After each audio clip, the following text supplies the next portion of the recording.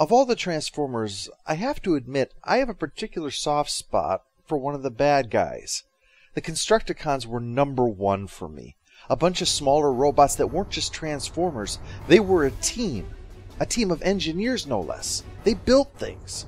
After they were done smashing up a building, they could build a better one there after the fight was over. But even better was that they were the first Transformers to combine into a giant robot. It's probably fitting because, like that giant robot Devastator, the story of the Transformers is of a bunch of disparate pieces that came together to form something that still engages people 30 years later. This is the story of how it all came together.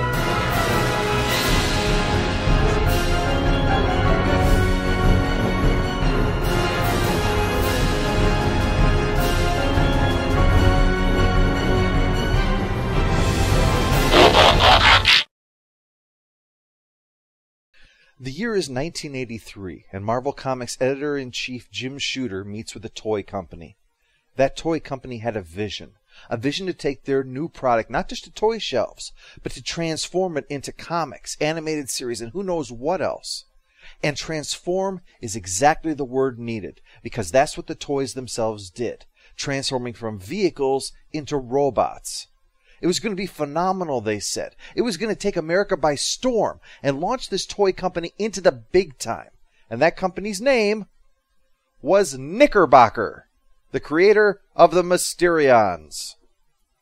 In the early 80s, transforming robots was an idea that was determined to find its way into popular culture. If not Knickerbocker, then someone else. It had taken root in Japan already, with several toy companies producing them, although in many cases the idea was that these were piloted vehicles that could be transformed into robots. But not in all cases. In fact, some of the most iconic Transformers, like Megatron, Soundwave, and Bumblebee, came about thanks to an import from America, which is why talking about Transformers means talking about G.I. Joe first. Our journey begins way back in 1964 with the Hassenfeld brothers, both the company name and a description who was running the show there. They were inspired by Mattel's success with Barbie. What made Barbie profitable was much more than the world-famous doll itself. It was what they called at the time the razor blade approach. You didn't make the real money on the razor. You made it on the razor blades that customers had to keep buying for it as the blades wore out. Barbie made lots of money on the accessories that went with the doll, but that were all sold separately.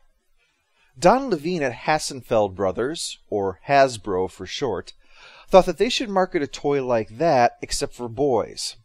But dressing up a doll isn't really going to be enough for that. It needed to be something more than just putting little military uniforms on a piece of plastic. And the idea came from an artist's mannequin of all places. A small wooden imitation of a person that could be posed in various forms to help the artist with the anatomy. If you could make a wooden doll fully articulated, well, why couldn't you do that with a plastic one? Something kids could really play with instead of just dressing up and posing. That's what they were going for with this new toy they called G.I. Joe, after a 1945 film, The Story of G.I. Joe. As you can imagine, the toy was a hit, and within 2 years, G.I. Joe accounted for 2/3 of Hasbro's profits, but then history got in the way. The Vietnam War caused a backlash against all things military, including toys, so G.I. Joe was temporarily suspended while they tried to think of what to do to try to shake the stigma surrounding the military nature that was basically the entire point of the name, an everyday soldier. In desperation, they revamped G.I. Joe. He was no longer a soldier, he was an adventurer, complete with the famous Kung Fu grip, so named even though it had nothing to do with martial arts whatsoever. By 1975, the weak sales combined with the rising price of crude oil, which in turn affects the price of plastic, led to the classic toy being discontinued altogether. The change to G.I. Joe was just one part of Hasbro's both sad and hilarious misadventures during the 1970s. They created Javelin Darts, a fun yard game whose only drawback was that you were telling uncoordinated children to hurl metal spikes in the general vicinity of each other. Outrage drove those off the market. Likewise, the Hypo Squirt was a water pistol in the shape of a hypodermic needle, because nothing bad could come from associating unsafe drug paraphernalia with toys. And that was just some of the problems going on in the toy business, but why stop there? In 1969, they had bought Burt Claster Enterprises, a television production company, in order to make use of its intellectual property. Hasbro believed that to survive, they had to diversify. So they started up a bunch of daycares, only to have the whole company shut down every single time a child was misplaced. Massive toy company loses children was not the kind of publicity the struggling company needed right then. Then they tried to capitalize on the Galloping Gourmet with their tie-in cookware. Cookware they couldn't sell because the salad bowls were devoured by termites. They tried to capitalize on the show Romper Room with toys based on that, only for watchdog groups to claim that the show was now nothing more than a toy commercial, which contributed towards a law prohibiting shows from being an advertisement for toys. This long string of screw-ups led to a period of consistent losses that brought ire from the banks and feuding amidst the Hassenfeld family. See, the company was originally started making school supplies, but when they went to toys, they moved the pencil making to a subsidiary company called Empire Pencils.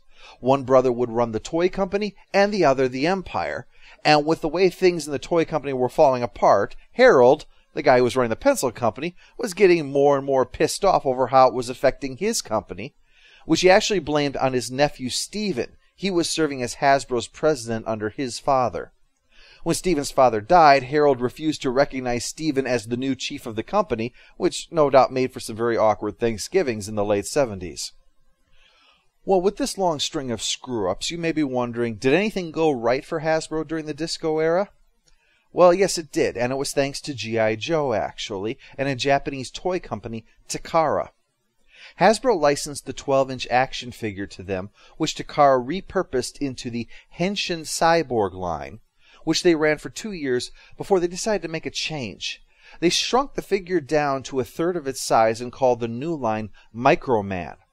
It made sense, actually. Space in Japan was at more of a premium for families than in America, so by making the figure smaller, it meant that all of the accessories, the play sets, etc., they're all smaller as well, so parents could buy all these things without the toy taking over their home.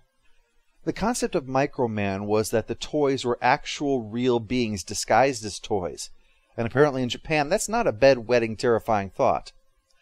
Microman was such a hit, in fact, that Mego, an American toy company that had gotten in on the action figure game in 1971, imported it as Micronauts. The toys were less than half the size of Mego's typical action figures, which were 8 inches, covering everything from Marvel and DC superheroes to Planet of the Apes to Tarzan to Sonny and Cher.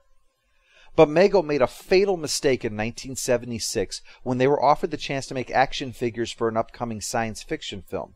They passed on it, so the deal went to Kenner to produce toys for Star Wars. In 1978 alone, Star Wars toys brought in $100 million, and that's in 1978 dollars, and the slow slide towards ruin for Mego began. After sales disasters, bankruptcy, and fraud investigations, the company officially went under in 1983, about the time the third Star Wars movie was hitting the screens and filling toy stores with Kenner's action figures, no less. Back at Hasbro, things started going in the right direction finally. They spun the pencil company off to do its own thing and refocused the toy company on simpler products. And what's more, it was time for G.I. Joe to make his return. This was 1982. It was no longer a post-Vietnam anti-military America. It was a Ronald Reagan pro-military America. So the environment for G.I. Joe to return to its military roots was in place. And Hasbro had noted how well Kenner's Star Wars figures were doing, so they decided that it wasn't enough just to bring Joe back. They really needed to rethink both the branding and the execution of the toy itself. They went with the same 3 3/4 inch size that Kenner and Takara with Microman were using in order to keep the costs down. But they maintained their articulation by incorporating the basic designs that Takara was using for Microman. But the original plan was going to be to emphasize the vehicles. The figures would just be there to have someone drive them around. Well, a chance encounter led to an entirely new approach for handling G.I. Joe's return. The CEO of Hasbro and a man by the name of Jim Galton were both at a charity event and happened to be using adjacent urinals in the men's bathroom. Ironically, the one appropriate place for a pissing contest was just about the only time when there wasn't one in this tale. They got down to discussing their businesses, and the topic came around to this new toy that Hasbro wanted to do something with, but they were having trouble finding the right way to bring the whole thing together. Well, Jim Galton just happened to be president of Marvel, so he said something to the effect of, "We have an office full of creative geniuses. Why don't I have my people meet with your team and see if they can work out something to help you reinvent G.I. Joe?" So Jim Shooter was sent to meet with Hasbro, and among the creatives that he brought with him was Larry Hama, because of his background in the military. In another fortuitous bit, it turned out that Hama had been working for years to try to develop a series for Marvel called Fury Force, about the son of Nick Fury, who's head of S.H.I.E.L.D., leading a group of elite soldiers in a fight against Hydra. Many of those ideas would become a big part of G.I. Joe, and Marvel's contribution to this relaunch was absolutely invaluable to its success. Hasbro had always planned for multiple figures, but were struggling to figure out how to incorporate that with the fact that G.I. Joe is one dude, just in different outfits. I mean, there had been different appearances, of course. There had even been a black version in the 60s, but he was still G.I. Joe. They never changed the name for the nationality. To my knowledge, there was never a G.I. Jew, for instance. They had flirted with a team concept, such as Mike Powers' Atomic Man, but this was a last-ditch effort in the final years before G.I. Joe's retirement. Well, Marvel solved their problem immediately. G.I. Joe isn't one dude. G.I. Joe is the code name for an entire team. Everybody in it is G.I. Joe. What's more, these aren't war toys. These people are not at war, because war can open up a big can of worms due to its very nature. So instead, make them an anti-terrorist unit. Terrorists don't represent any one country, so you don't have to worry about that kind of a backlash. They asked Hasbro, "Who's their enemy?" Hasbro was puzzled. "Well, they don't just march around the base all day," Marvel said. "Who do they fight?" Hasbro had no idea, so this was the next thing that Marvel added. You need to make villains. After all, that's one of the things that Star Wars was doing. Kids didn't just buy the good guys and their accessories. They bought the bad guys and their accessories so the two sides could fight. By coming up with fully fictionalized terrorist villains, you had an additional product kids would want to buy, and with minimal risk of raising ire that you were profiting from vilifying some other country or nationality. Archie Goodwin quickly cooked up some sort of semi-fascist paramilitary organization, and we'll call them Cobra or something. Cobra, a serpent, instead of Hydra, a many-headed serpent. See how Fury Force was already tying into the development of G.I. Joe? Hasbro ate it up, and not only was Marvel integral to the development, but also to their marketing plan, which was to include a G.I. Joe comic book. Except it was about more than just having a comic book tie-in. Griffin Bacall handled a lot of the marketing for Hasbro, see. Their initial idea was an animated G.I. Joe movie, basically to repeat the success of Star Wars by creating this film and then have all of these toy tie-ins to it. Well, it was quickly realized that that would be completely impractical, but there were other problems. A television show would run afoul of those laws that I mentioned about shows being used to shill toys, and commercials had, not laws exactly, but unwritten rules that you could only have so much animation in a toy commercial to ensure that you weren't trying to blur the line between fantasy and reality for kids. And that was a problem because what Marvel's development work had done was really breathed life into these toys, and Griffin Bacall wanted to capitalize on that by using animation. So they came up with a way around the rules thanks to Marvel's involvement. Marvel Comics aren't toys. They're a form of expression, after all, protected by the First Amendment. So how are they going to advertise G.I. Joe toys? By not advertising them. It's unacceptable! Look! G.I. Joe is beating us in the snow! G.I. Joe is fighting Cobra, the enemy, on land, at sea, and air. G.I. Joe, American hero. And he's beating us in the air! Joe's chasing Cobra in a desperate race, soaring and diving in a great sky chase. A real American hero. There's only one man who can help us. It's him. What's in store for G.I. Joe? Find out in Marvel Comics. Yes, for the very first time, a comic book was being advertised on television. Now, this was incredibly impractical under any other circumstances. You would almost certainly wind up taking a loss on the comic book. But the purpose of the commercial wasn't to sell the comic. If they sold more copies, hey, that was just a side benefit. The real purpose was to raise brand awareness and to help entice children with the mythology of G.I. Joe. I'll show you how to get G.I. Joe. Destro. Of course it's Destro, you fool! Who else can help us? We'll attack here. Terrifying captain of G.I. Joe. Destro is his name. Destro is his name. G.I. Joe, American hero. Fighting Cobra and Destro. Where'd those jets come from? G.I. Joe headquarters. We've got to find it. But will they? Read the further adventures of G.I. Joe in Marvel Comics. So the idea is that this is all promoting a Marvel comic called G.I. Joe. Animated commercials, animated miniseries, but in so doing, kids become intimately familiar with the G.I. Joe brand and will naturally gravitate towards G.I. Joe toys. But Marvel wasn't just a flimsy justification. They were a major part of creating that brand. Hasbro would provide Hama with a picture of a figure and what their role was, and Hama would cook up all the details about them. Name, biography, birthplace, psychological profile, whatever. A lot of this was then included in dossiers on the toys themselves. That actually provided a boost. It gave salesmen something to point to when speaking to store representatives, to help make the action figure more real. Why did kids buy a C-3PO after all? It wasn't because the toy was particularly interesting. It was because they knew who C-3PO was. He was Luke Skywalker's loyal friend and the millstone around R2-D2's neck. You weren't just buying a toy, you were buying a character. Everything was in place. But if you've seen my Rise and Fall of the Comic Empire series, then you probably know one thing about Marvel. Where they go, drama follows. Not any old drama. Generally, the silliest drama imaginable. We're talking about a company that frustrated a judge into repeatedly acting like a jackass. So the first instance of that came up thanks to conflict within Marvel itself. The promotions for the comic, which in turn was promoting the sales of the toys, proved phenomenally successful. The books kept selling out. Only, it was in part due to low print runs.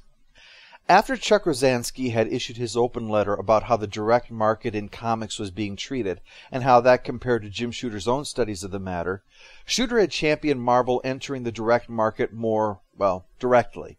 So to help with that, they brought in Mike Friedrich. Now, G.I. Joe was a big and pricey book, $1.50 when comics were normally 65 cents, so it was more of a graphic novel. Thing is, Friedrich had his own graphic novel, Elric of Melniboné, that he wanted to publish, and also apparently held a staunch anti-war mentality. Now, I don't bring that up because I'm saying there's something wrong with that. It's not. Not so long as it doesn't get in the way of your doing your job. Well, unfortunately, yeah. Turns out Marvel's own salesman was not only not pushing for G.I. Joe, he was actively discouraging retailers from buying it, and while apparently using the opportunity to push Elric, even though it wasn't a Marvel book.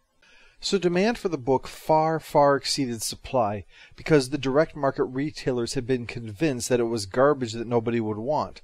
So Friedrich was found out and promptly fired from Marvel. But yes, the comic did well, and soon Denny O'Neil became editor on the book. O'Neil is famous in comics for his transformation of Batman into a darker character after the TV series had made him into a camp joke.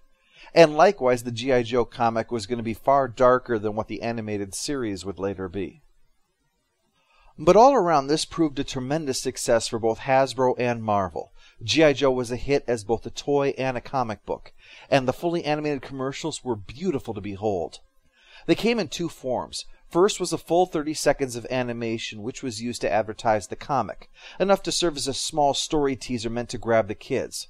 Then later on, about 10 seconds of that animation would be reused for a toy commercial showing off the figures and vehicles that the story was talking about.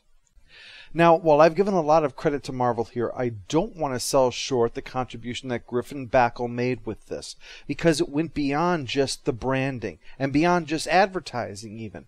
It was an effective way to really connect kids with the product. So successful were these commercials that Griffin Backel formed Sunbow Productions to begin handling more animation work. And the three groups are all doing quite well thanks to this project here. Hasbro's creation, Marvel's development, Griffin Backel's promotions. Together, G.I. Joe was a phenomenal success. And 1 year after the rollout across America of the new G.I. Joe, Sunbow and Marvel released a 6-episode animated miniseries for G.I. Joe, A Real American Hero, the first animated miniseries ever.